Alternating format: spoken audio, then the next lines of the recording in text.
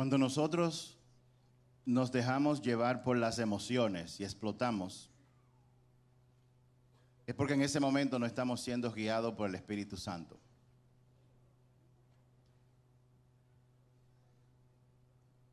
Podemos tener el Espíritu Santo y ser llenos del Espíritu Santo, pero a nosotros nos guían dos cosas: o la carne o el Espíritu Santo. No es lo que tú dices, sino lo que tú haces, lo que demuestra en aquello que tú crees. Estamos en una serie que se llama, o que la hemos llamado, de creyente a discípulos. Porque una de las cosas que Jesús dijo es que Él quiere hacer discípulos. Él quiere que nosotros ayudemos en la obra de hacer discípulos. Y antes de continuar con las partes que tocan hoy de la serie, yo quiero hacer como un pequeño paréntesis, que lo voy a dejar como introducción para otra serie que vamos a hacer en otra ocasión. Cuando Dios se encontró con Moisés en el monte Sinaí, Moisés duró 40 días hablando cara a cara con Dios. En ese momento, a Moisés le fue revelado un código, por decirlo de una forma, le fue revelado un código de cómo han de ser las cosas aquí en la tierra. Ese código que Dios le dio a Moisés para toda la humanidad, y que muchos leen pero lo pasan y lo tienen simplemente como información. Si usted logra entenderlo, y vamos a hacer algo para que usted lo entienda y todos lo entendamos en un momento, pero no hoy solamente vamos a hablar un poco sobre eso.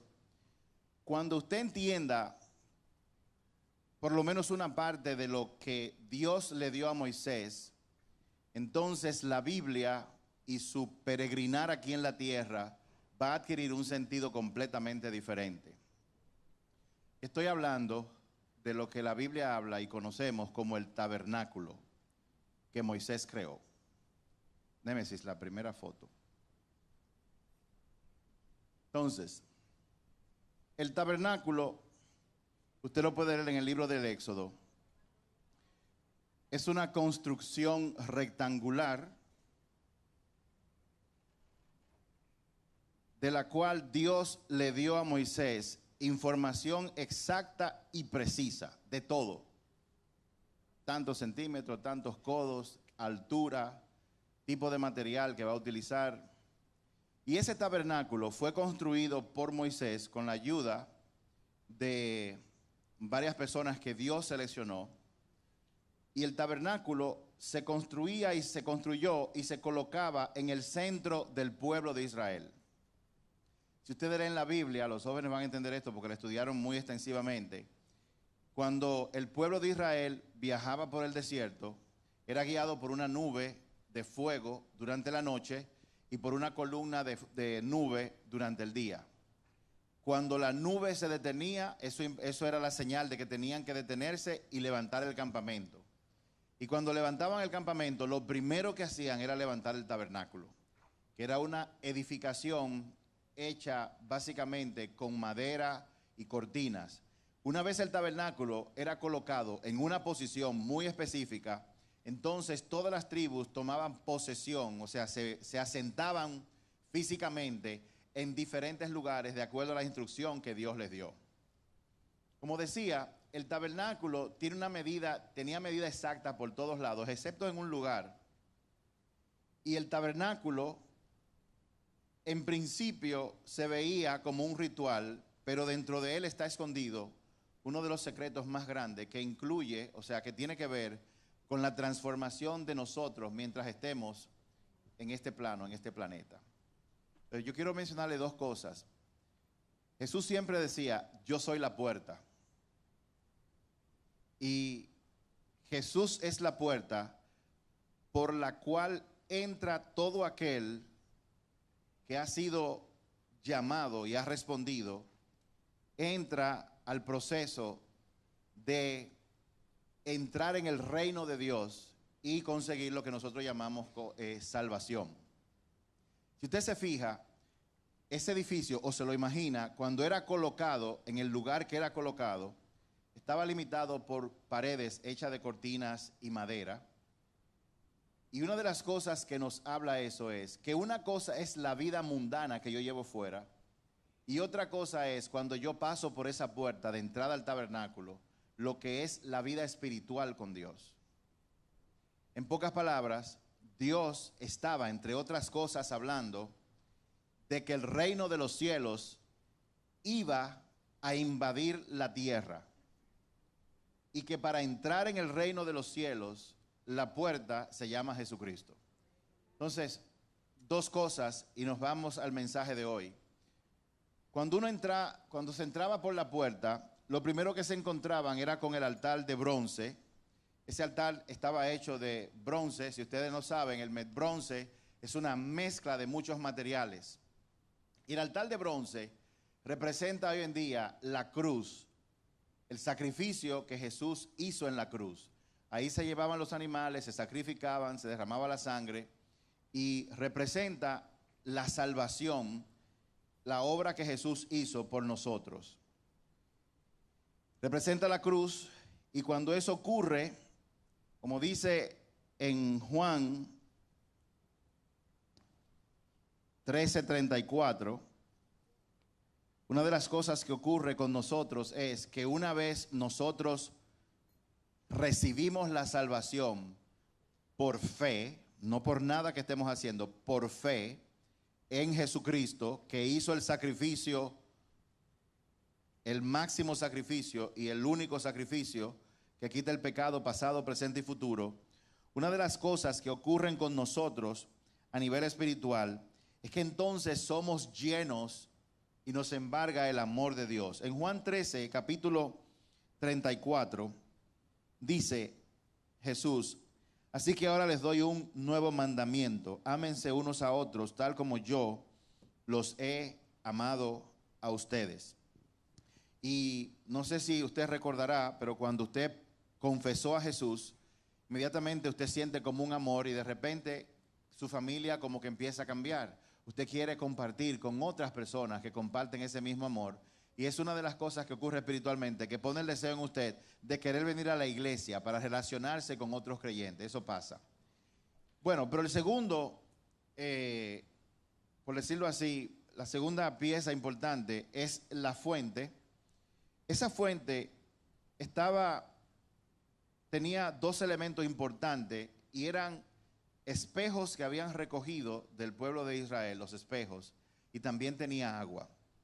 Y esa fuente representa la palabra de Dios. En pocas palabras, uno es tocado por el Espíritu Santo, entra en el tabernáculo, lo primero que hace es poner su fe en Jesucristo y el sacrificio que Él hizo nos da salvación. En ese proceso nuestro corazón se llena de amor y de deseo de compartir con otros creyentes también. Y por eso la gente viene a la iglesia, viene por la relación y viene por lo segundo que representa esa fuente, que es la palabra de Dios. Jesús dijo: si mi palabra permanece en ustedes, entonces serán verdaderamente mis discípulos. Ahora, el elemento espejo que tiene esa fuente es un símbolo espiritual muy poderoso, porque habla del proceso en el cual nosotros tenemos que estar todos los días, que es estudiar y obedecer la palabra por el resto de nuestras vidas. Ahora, ¿qué hace la palabra? La palabra actúa como un espejo, porque cuando yo me miro en esa fuente, o sea, me miro en la palabra, ocurren dos cosas. Yo me doy cuenta de cuánto de Cristo por el reflejo, cuánto de Cristo, de Jesucristo hay en mí. Un poquito, pero también veo cuánto de Jesucristo no hay en mí. Y el agua, que también simboliza la palabra, sirve para yo lavarme. La palabra me lava. Y no quiero entrar en muchos detalles, pero quería comentarle eso. Todo ese proceso hay que pasarlo antes de entrar en el lugar santo y por último el lugar santísimo, pero vamos a dejar para otro día. Ponme la segunda foto, por favor. Más o menos dicen que así era que lucía. Estaba la puerta, estaba el altar de bronce, estaba el de plata, la fuente, y luego uno pasaba a la cortina, donde en el lugar santo todo estaba hecho de oro puro, casi todo estaba hecho de oro puro. Ya, te lo puedes llevar, gracias.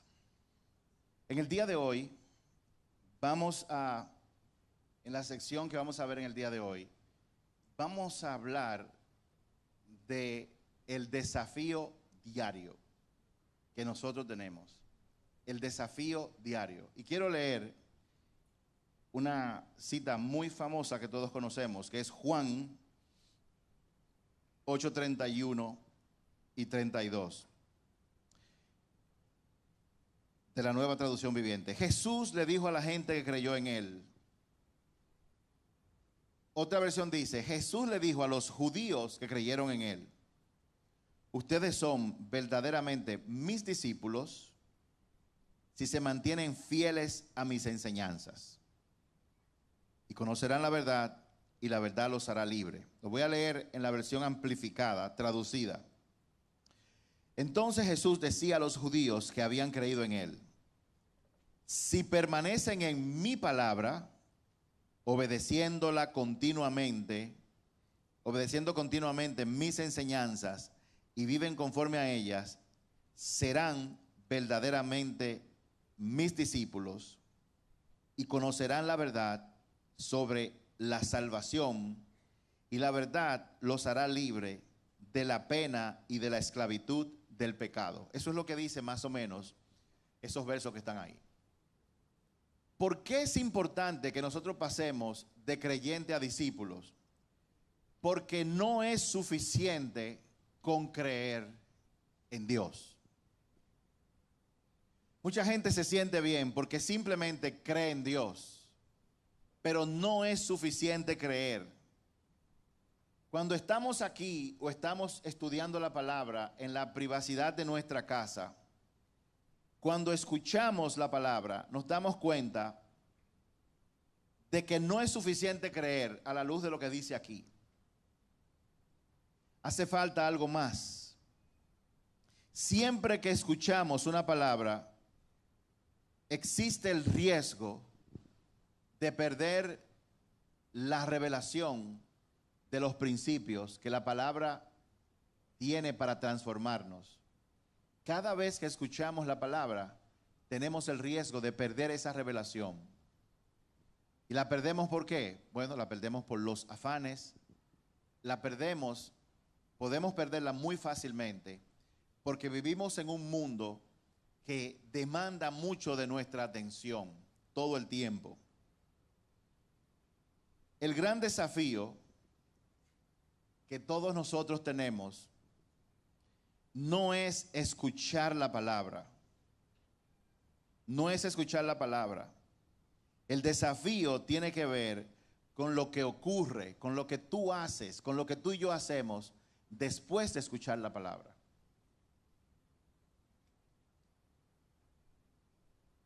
El diablo no le importa que usted venga a la iglesia. Al diablo no le importa que ni siquiera usted escuche una prédica o la palabra.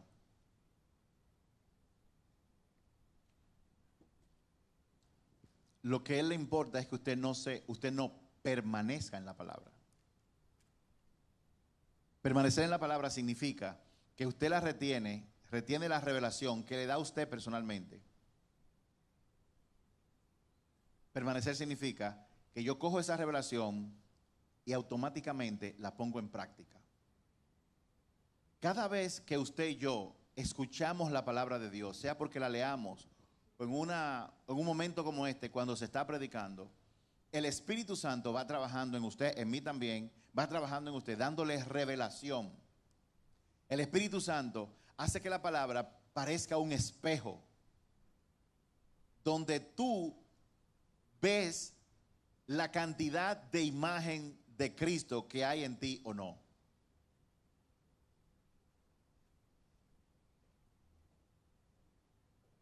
Hoy en día se habla mucho, ven, haz este taller, haz este seminario para que puedas tener una mejor versión tuya. Dios no anda buscando una mejor versión de un pecador. un pecador un poquito mejor sigue siendo un pecador. Dios anda buscando la imagen de Jesucristo que sea plasmada en ti. Y eso es un proceso. A ese proceso se le llama discipulado, ser discípulo de Jesús. Un discípulo sigue a otro para parecerse a ese otro. Como discípulo de Jesús, en el proceso que estamos, Dios, mediante su Espíritu Santo, nos va haciendo cada vez más igual a Jesús. ¿Cómo? No por escuchar la palabra solamente, sino por escuchar la palabra y permanecer en la palabra. Permanecer en la palabra implica que cuando Dios me da una revelación de la condición de mi corazón, automáticamente yo me agarro de eso, voy donde el Señor para que Él transforme esa parte de mi vida, porque yo no tengo la capacidad de transformarme. Un ejemplo.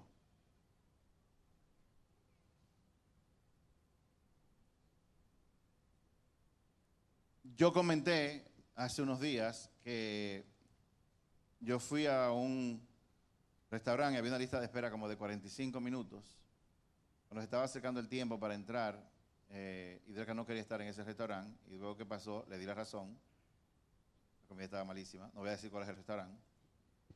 Pero cuando yo fui, yo le dije a la muchacha, tú me permites, yo tratando de ser creativo, de comprarle comida en otro restaurante para meterla en ese restaurante que no tiene nada que ver. Ella me dijo que no. Yo le dije, lo que pasa es que mi esposa es alérgica a esta comida. Yo hablé una mentira, eso no era cierto. Pero en ese momento el Espíritu Santo me convenció de pecado. ¿Pero por qué me convenció de pecado? Porque la palabra de Dios está en mí. Yo oí su voz y automáticamente, en ese momento, cuando la palabra me revela la condición de mi corazón en ese instante, ¿qué yo hice? Me aparté, confesé el pecado al Señor, le pedí perdón. Y luego fui donde la muchacha y le dije, mira, yo mentí, mi esposa no es alérgica, ella lo que no quiere es comerle esta comida. Me dijo, no se puede. Reconocer lo que usted mira en ese espejo es extremadamente doloroso. Nosotros preferimos, lo vemos y como nadie nos está viendo ni escuchando, preferimos callar y no hacer nada. ¿Y saben qué ocurre?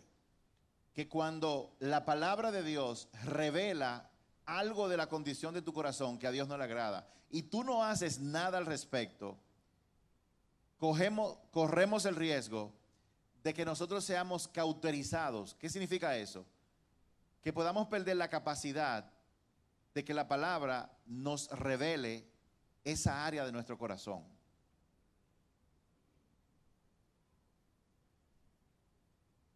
Dios no quiere ni de ti ni de mí tu mejor versión.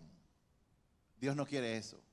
Dios quiere que tú y yo nos parezcamos a su Hijo Jesucristo. No hay tal cosa como una versión mejorada mía. Eso no existe. Pero hacer ese proceso duele. Porque si la palabra te revela un área de tu vida o un pecado de tu vida y tú no lo confiesas a Dios y de ser necesario, y el Espíritu Santo te lo va a decir, a los hombres, tú simplemente te vas a quedar con la revelación, con la información del pecado, pero eso en sí mismo no significa nada. Dios quiere que tú seas libre de ese pecado. ¿Ustedes se creen que es fácil para mí decirles a ustedes aquí ahora? Eso es muy humillante.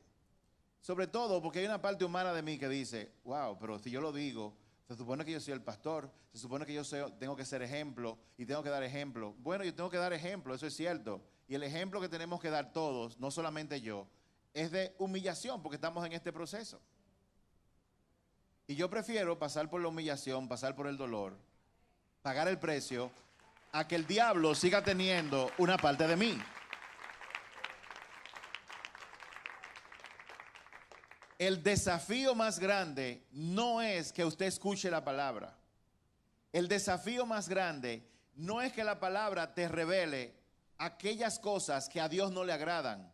El desafío es que tú permanezcas en la palabra, Permanecer en la palabra significa que cuando tú recibes la revelación, tú te agarras de eso y vas directamente donde Dios. Señor, soy envidioso. Señor, yo practico la inmoralidad sexual. Señor, soy rebelde. Señor, me doy cuenta de que yo quiero que todos a mi alrededor quieran hacer las cosas como yo quiero. Me doy cuenta de que yo soy una persona controladora. ¿Alguien aquí que conozca a alguien que sea un reflejo de toda la definición que yo acabo de dar ahora mismo? ¿Alguien conoce a alguien? Bueno, usted no conoce a mucha gente. Ok, muy bien, excelente. No hay ningún problema. El gran desafío ante la palabra es que nosotros nos agarremos de ella y la obedezcamos cada día en medio de cada situación que vivimos. En tu trabajo, en el tren, en el avión, en el aeropuerto, en tu vehículo, cuando alguien se te mete en el frente, o cuando alguien viene en vía contraria, o cuando alguien te corta, en tu matrimonio, con tus hijos.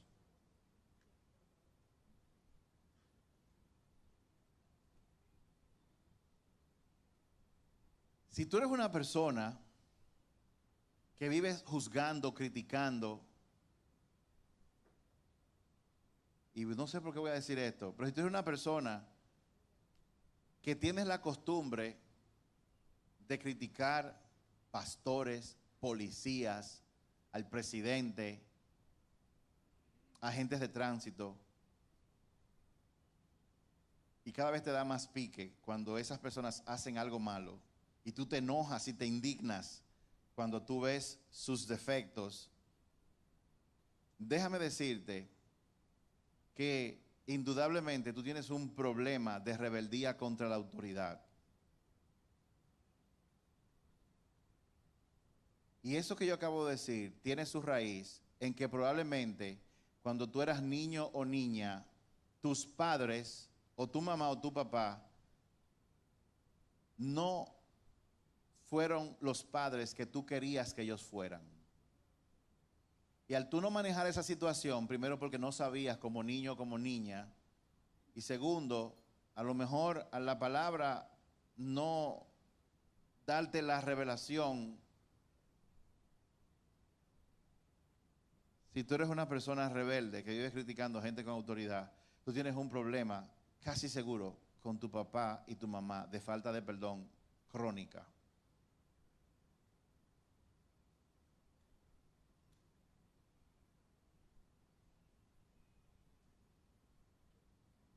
No es suficiente con que yo crea en Dios. Yo tengo que ser transformado, transportado de creyente a discípulo, en una persona que siente el deseo inmenso por encima de cualquier cosa de este planeta de imitar a Jesús en todo lo que él hace. Ese es el gran desafío. Ahora, cuando la palabra de Dios, permanecer en ella, que es lo que te va transformando en discípulo, se convierte en vida. O sea, cuando tomamos uno de los principios revelados en la palabra de Dios y lo ponemos en práctica, recibimos vida.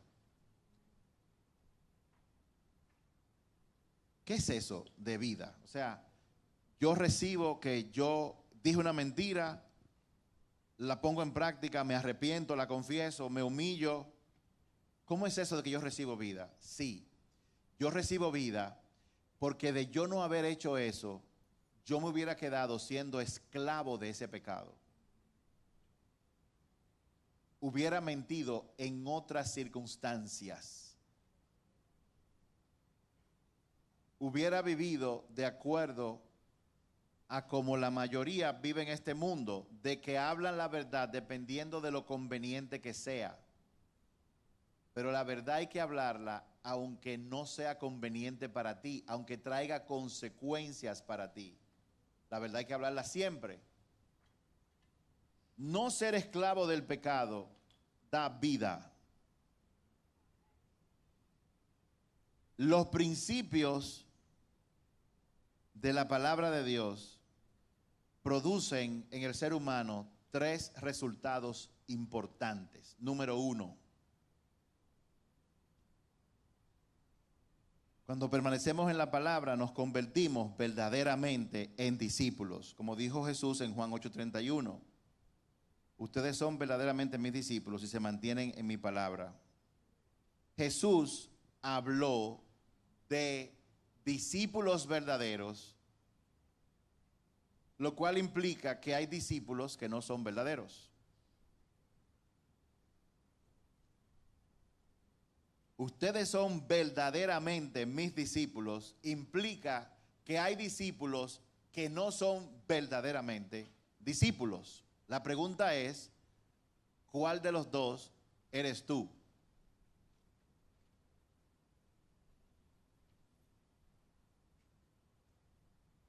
Todos somos discípulos. La pregunta es, ¿quiénes son verdaderamente discípulos? ¿Cuál de los dos eres tú?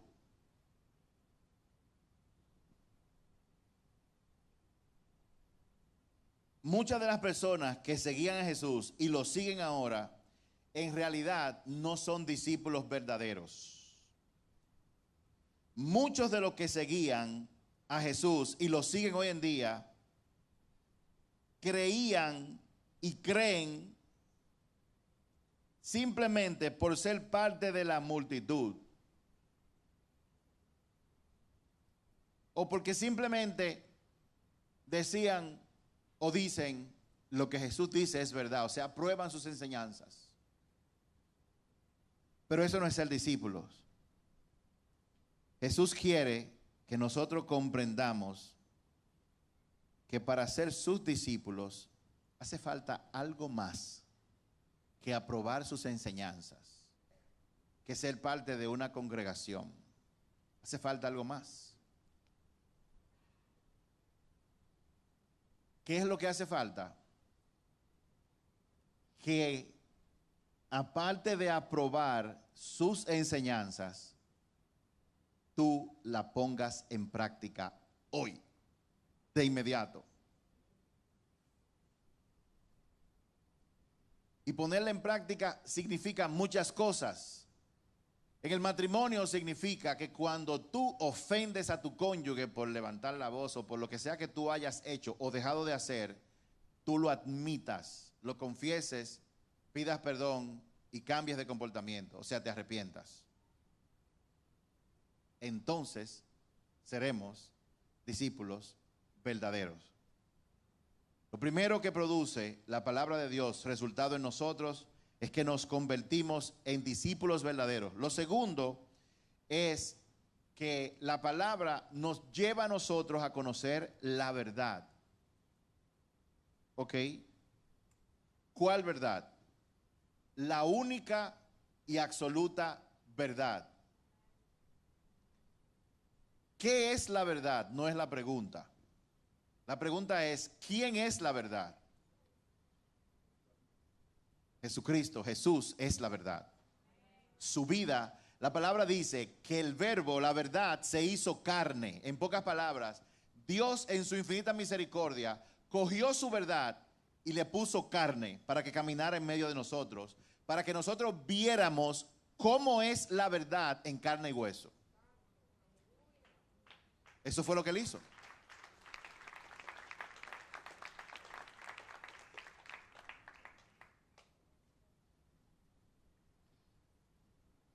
Jesús es la verdad y caminando en carne y hueso es el modelo de cómo es la verdad en carne y hueso, cómo camina, qué hace, qué dice. Pero más importante de lo que hace es quién es. Ustedes saben cómo nos llaman a nosotros, seres humanos, human beings, no hacedores humanos. Nosotros inmediatamente recibimos la verdad, queremos saber de una vez qué hay que hacer. No son ni 3, ni 4, ni 5, ni 7, ni 8, ni 10 las personas que cuando vienen y reciben al Señor y experimentan ese gran primer amor, muchos se acercan a nosotros. Pastores, nosotros queremos servir en esta casa. Pero ¿saben qué? Hubo una persona que le preguntó a Jesús, ¿qué hay que recibir para ganarse el reino de los cielos? Y Jesús le dijo, ok, ¿qué tú crees? Él le preguntó, ¿qué hay que hacer? Pero Jesús le dijo, ¿qué es lo que él tiene que ser? Creer es lo único que hay que hacer para recibir la salvación. Luego viene la persona y hace la segunda pregunta. Ahora que yo creo, y ahora, ¿qué tengo que hacer? Bueno, lo segundo que tienes que hacer es congregarte. ¿Por qué? Porque en la congregación tú vas a practicar el amor filial con la gente, pero al mismo tiempo tú vas a estar recibiendo lo que tú necesitas, que es la palabra de Dios, para que tú puedas permanecer en ella. ¿Cuántos me están siguiendo? Entonces, cuando yo leo, escucho la palabra de Dios, lo primero es que me convierto en su discípulo si la aplico. Ustedes son verdaderamente mis discípulos si aplican, si obedecen lo que dice la palabra. Número 2, conocemos la verdad, experimentamos la verdad. La experiencia de la verdad de Dios. Óigame, cuando yo experimenté por primera vez, lo que yo he mencionado muchas veces, cuando yo experimenté que la mayor plenitud que yo he recibido en mi vida no ha tenido nada que ver con los logros, con lo que yo he hecho, con lo que me he ganado. Mi mayor plenitud, que creo que era de todo el mundo, ha ocurrido cuando yo he dispuesto mi vida para hacerle bien a otro. Yo estaba experimentando la verdad.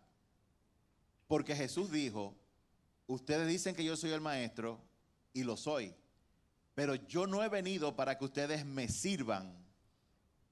Yo he venido a servir. ¿Qué es la verdad?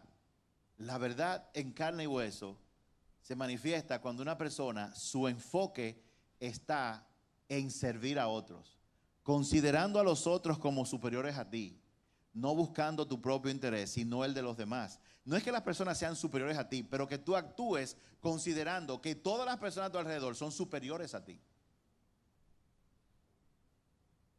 Eso incluye al portero de tu edificio, al que está en la recepción. Eso incluye al taxista, a la persona que maneja el Uber. Eso incluye al mensajero de pedidos ya o de Uber que te lleva la comida cuando tú la pides a tu casa. Si tú trataras a esas personas como superiores a ti, ¿cómo tú lo tratarías cuando lleguen a tu casa? Cuando la palabra entre en nosotros, nosotros vamos a conocer la verdad. Experimentaremos la verdad. En Hebreos 5:14 dice, el alimento sólido es para los que son maduros, los que a fuerza de práctica están capacitados para distinguir entre lo bueno y lo malo. En pocas palabras, cuando usted viene a los pies de Cristo y conoce la primera palabra, la Biblia compara eso a como al acto de darle a usted, alimentarlo con una papilla, con un juguito, con un refresquito, como pasa con nosotros, los seres humanos. En principio solamente es leche, leche, leche, leche. A los 6 meses, el médico dice, el pediatra dice, comiencen a darle sólido y comiencen a darle una papilla aquí, una papilla allá. Cuando está en el año, yo recuerdo que mi papá tenía un ritual. Él decía, ponle un mulo de pollo guisado en la mano derecha y suéltalo. Cuando cumplía el año, que salían los primeros dientes. Algo que para mí es incómodo porque a mí no me gusta embarrarme con las manos, pero eso es lo que él hacía. Y él se gozaba con eso, el embarre, salsa de tomate por toda parte, metía entre un ojo. Entonces, lo que nos dice la Biblia a nosotros es, nosotros no podemos vivir con la edad que tenemos ahora mismo, espiritualmente hablando. Digo, que nos sigan dando leche, que nos sigan hablando de las cosas básicas, de que tienes que perdonar. Nosotros tenemos que comer alimentos sólidos, tenemos que meternos en las profundidades. Por eso que vamos a estudiar un día, pronto, el código del tabernáculo y lo que significa eso en la vida y el crecimiento espiritual de cada uno de nosotros. Pues es que tenemos que meternos profundo en la palabra. No podemos quedarnos donde estamos. Pero la gente sigue teniendo necesidad de leche, porque cuando se la bebe la vomita y entonces la leche no puede hacer el trabajo. O sea, la gente recibe el fundamento básico de la fe y no lo pone en práctica. Simplemente lo mantiene como información. Número 3, cuando recibimos la palabra, Dios mío, ya se fue el tiempo. Nos convertimos en discípulos verdaderos, conocemos la verdad. Y tercero, accedemos a la libertad. Esto no significa que hacemos todo lo que se nos ocurre. No es esa libertad.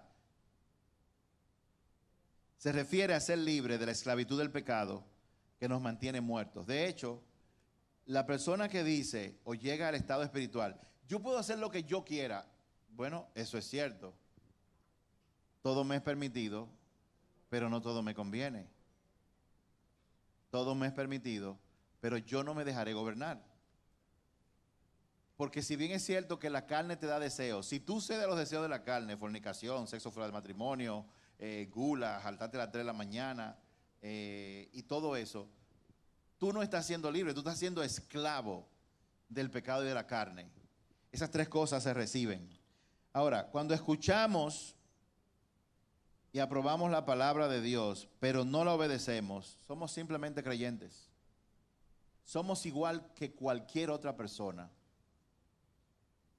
Y mucha gente se siente satisfecha con eso. La iglesia está llena de multitud de creyentes que en vez de conocer la verdad, conocen y viven en base a mentiras. Yo puedo hacer lo que yo quiera, esta vida hay que vivirla. Yo quiero que usted recuerde lo que yo dije al principio. No es lo que tú dices, sino lo que tú haces, lo que demuestra en lo que tú crees. Y aquello a lo que tú le dedicas mayor tiempo de las 24 horas que Dios te da, es un reflejo de lo que tú crees, de lo que para ti es realmente importante.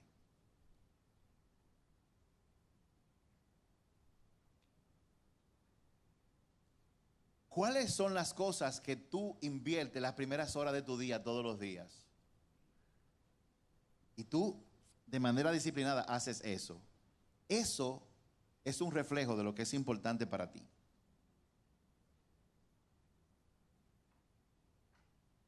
La iglesia está llena de muchos creyentes que son más propensos a creer lo que el mundo dice versus lo que dice la palabra de Dios. Propensos a hacer lo que las multitudes hacen y no lo que dice la palabra de Dios. Propensos a escuchar y dejarse llevar de lo que dice la mayoría, de lo que dicen los amigos. Propensos a dejarse arrastrar por yo tengo que hacer y comportarme de esta forma, porque si no, no voy a encajar en este grupo. Propensos a seguir esclavos de hábitos pecaminosos, aun cuando asistan a la iglesia. Satanás no tiene ningún problema en que tú creas. Su esfuerzo siempre va a estar enfocado en desviar tu atención para que la palabra no permanezca. Como dijo Jesús en la palabra del sembrador, la palabra cae y él o la roba al principio, o te la roba con los afanes, o te la roba de alguna forma. Eso le pasó a Israel cuando caminaban hacia la tierra prometida. Cada vez que tenían una prueba, se olvidaban del compromiso que Dios tenía de cuidarlos a ellos.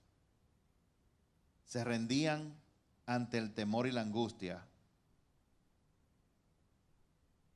¿Alguna vez usted se ha rendido ante el temor y la angustia? No es que no experimente angustia o temor, pero alguna vez usted se ha rendido.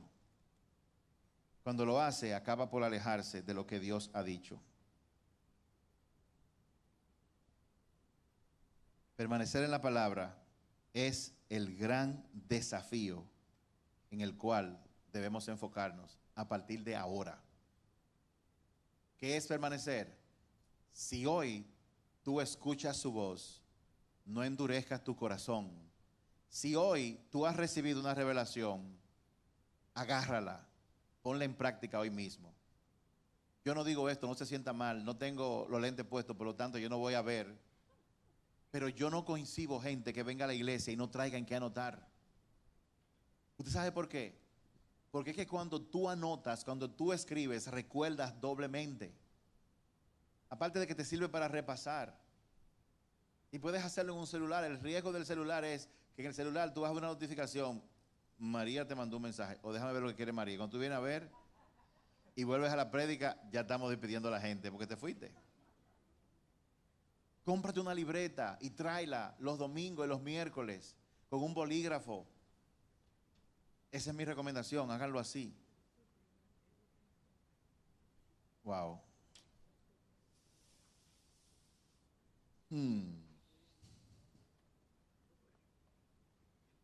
Ok, le voy a dar, me quedan unos minutos.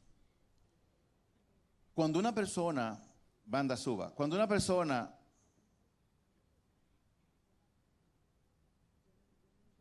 quiere pasar de creyente a discípulo, tiene mucho cuidado, como acabo de decir, con lo que hace con la palabra que escucha. Escuchar no es suficiente, tengo que ponerla en práctica, tengo que permanecer en ella. Y una de las cosas que esto hace es que nos ayuda a descubrir algo muy importante. ¿Quién es el protagonista de tu vida?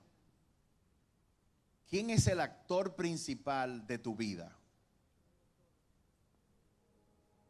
La mayor parte de la gente piensa que ellos mismos son los protagonistas, los actores principales de sus propias vidas. Sin embargo, casi al final de sus días en la tierra, Jesús hizo una declaración impactante que le pasó desapercibido a mucha gente y todavía le pasa desapercibido a mucha gente. Ya él estaba en el aposento alto en la tarde cuando él iba a ser entregado.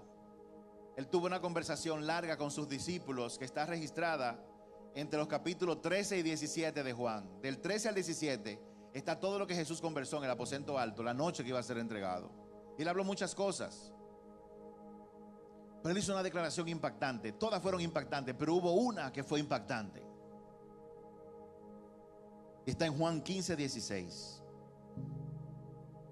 En Juan 15, 16, estoy leyendo la Nueva Traducción Viviente. Jesús dice: ustedes no me eligieron a mí,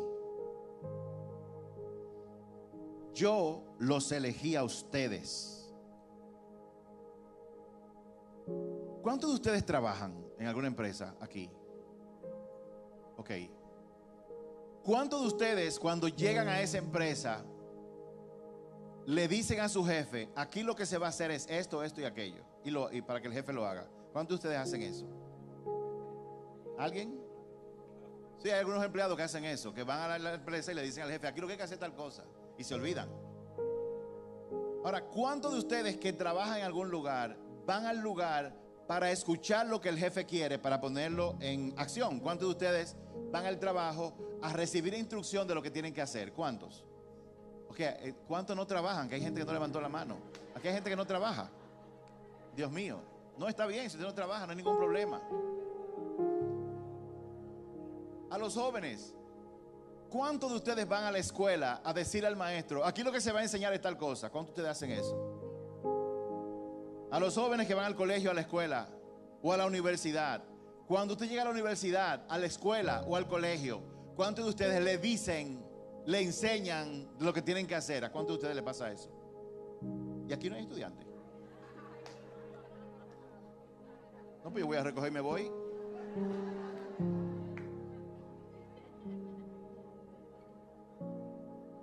El punto es que Jesús dijo estas palabras: ustedes no me eligieron a mí, yo los elegí a ustedes. En pocas palabras, Dios es quien da el primer paso. Pero ustedes saben cómo nosotros vivimos. Nosotros vivimos como si hubiéramos sido nosotros que elegimos a Dios. ¿Cómo yo sé eso? Lo digo por mí mismo. Usted se levanta todos los días diciéndole a Dios: Señor, voy a montar un negocio o voy a hacer tal cosa, bendíceme. ¿No es eso lo que usted hace y yo hago? ¿Alguien? ¿Nadie aquí? Todo el mundo está bien claro. Nosotros actuamos como si fuimos nosotros que lo elegimos a Él. Nosotros nos levantamos y hacemos los planes de nuestra vida y luego le decimos al Señor: Señor, ya tú sabes.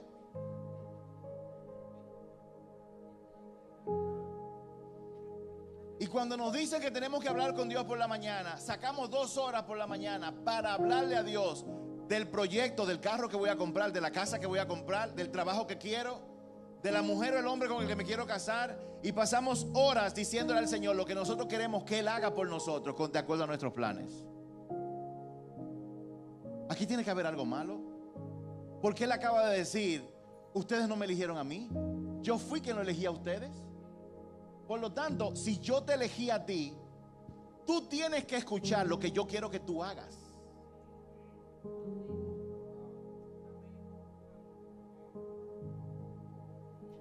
Aquí hay algo, hay un estilo de vida que hemos llevado que está completamente errado.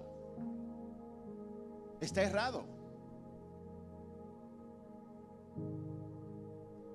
Es como si Dios fuera un genio en una lámpara. Cuando yo lo llamo a Él para que Él me ayude a llevar a cabo mis propios planes.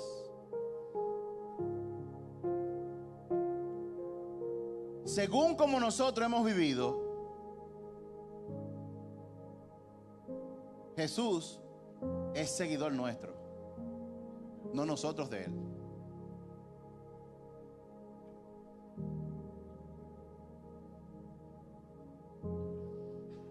Según de la forma que vivimos, cuando Jesús iba caminando por la playa y le dijo a Pedro, a Juan y a Santiago: sígueme. No, lo que pasó ahí fue que ellos le dijeron a Jesús: Maestro, sígueme.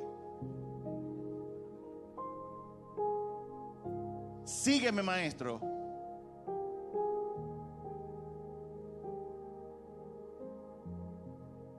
Para yo tener éxito en lo que yo voy a hacer a partir de ahora. Porque tú me vas a bendecir, tú eres Dios.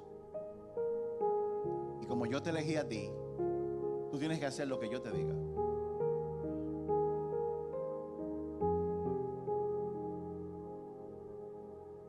Aquí hay algo que no está bien.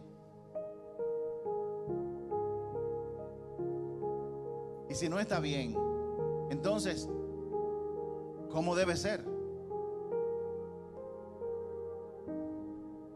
Si Él me eligió a mí, no yo a Él, yo soy quien tiene que seguirlo a Él. Ahora, ¿qué significa eso en términos prácticos? Yo le voy a decir algo que a mí no me gustó cuando yo lo escuché. ¿Saben qué significa eso?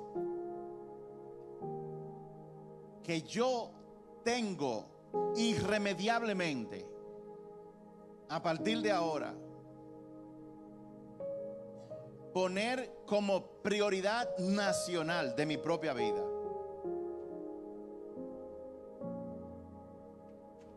yo tengo que desarrollar la capacidad de escuchar su voz, para cuando yo me levante,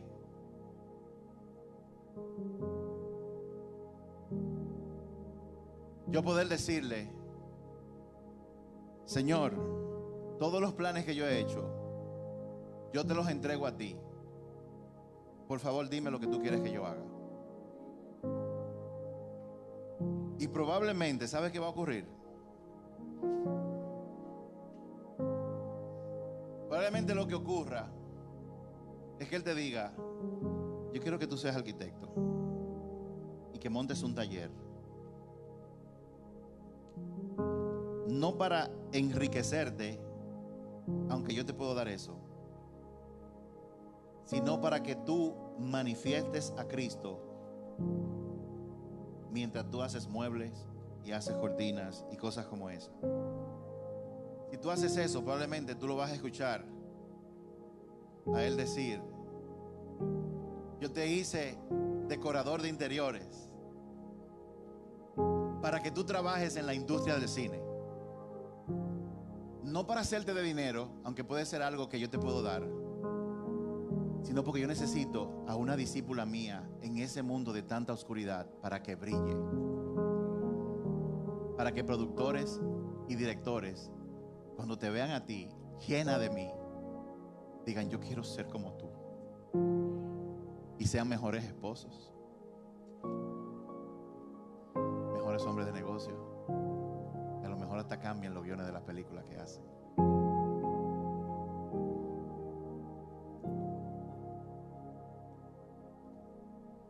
Yo quiero que tú me entregues todo a mí. Y a lo mejor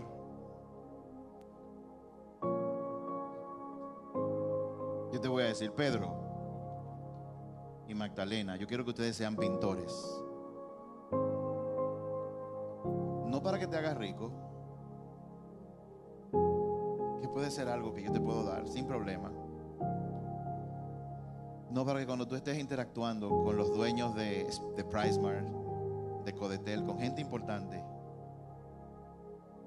ellos digan, wow,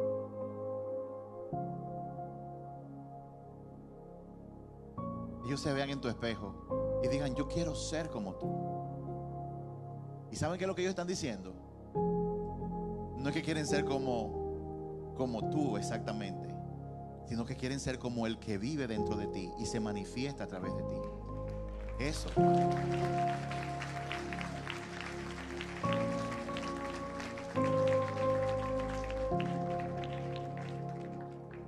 Permiso.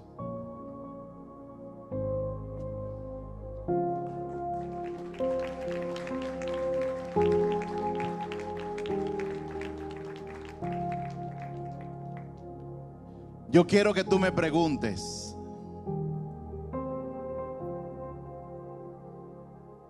Señor, te entrego todo. ¿Qué tú quieres que yo haga? Y a lo mejor Él te saque donde tú estás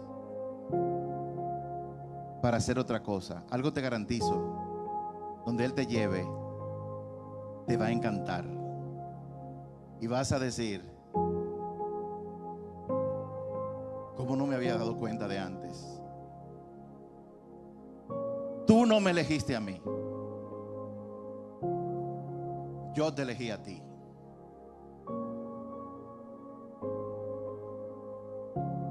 Tú tienes que seguirme a mí.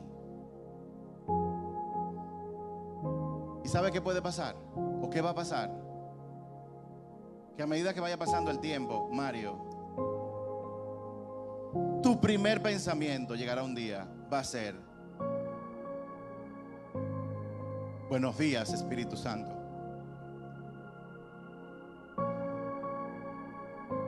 Gracias, Señor, por un día más.